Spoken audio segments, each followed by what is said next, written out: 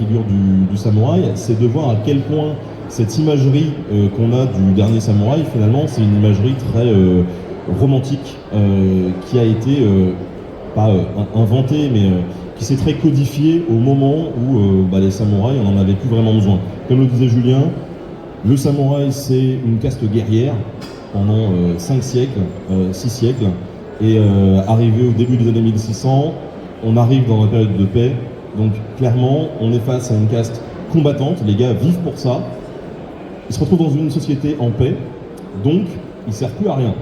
Mais vraiment, ils servent plus à rien, il n'y a plus besoin d'eux, quoi. Et le problème, c'est qu'à cette époque-là, la caste des samouraïs représente, alors les pourcentages varient un petit peu, suivant les historiens, mais en gros, c'est 7% de la population. Donc il y a 7% de la population qui, pas du jour au lendemain, mais de manière assez rapide, se retrouve sans fonction finalement. Leur vie tourne autour du combat, il n'y a plus de combat, qu'est-ce qu'on fait? Et donc là, il y a toute une réflexion qui se met en place, même dans les hautes sphères du pouvoir, en disant mais qu'est-ce qu'on va faire de ces samouraïs qui ne servent à rien? Alors on tente pas mal de trucs, on tente d'envoyer des samouraïs labourer des champs, et puis on se rend compte qu'ils sont nuls à chier, ils n'arrivent pas du tout à cultiver les terres, et on se dit bon, comment on va faire, qu'est-ce qu'on va en faire? Il y a même des structures qui se mettent en place.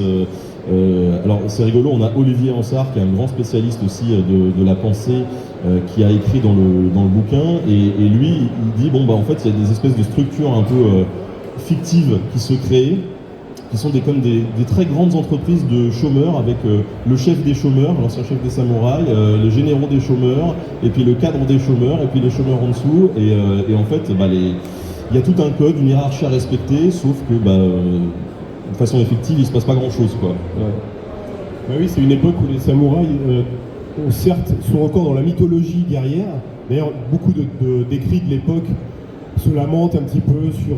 c'est des thèmes d'ailleurs de la pensée réactionnaire, si j'ose dire, qu'on retrouve régulièrement à différents moments de l'histoire dans d'autres cultures. Donc là, on a les clichés, les poncifs de la pensée réactionnaire. Comme les guerres sont finies, on fabrique des faibles, on fabrique des hommes efféminés. D'ailleurs, les médecins soudain se rendent compte qu'on considère au Japon à ce moment-là que les femmes ont un pouls différent des hommes. Et un médecin samouraï se dit mais j'ai l'impression que maintenant les hommes ont tous un pouls de femme. Vous aurez compris le message, voilà, on est en train de fabriquer des faibles, on ne sera plus jamais apte à remplir notre mission guerrière. Donc il y a cette pensée un petit peu réactionnaire. Et puis, dans le même temps, les samouraïs, comme l'a très bien dit Benjamin, ils commencent à devenir, enfin de plus en plus, on voit émerger dans les chroniques l'idée selon laquelle ce seraient des parasites. Alors bien sûr, on n'a pas le droit de le dire, on le suggère puisqu'on le dit, parce que le samouraï a encore le droit de tirer l'épée et de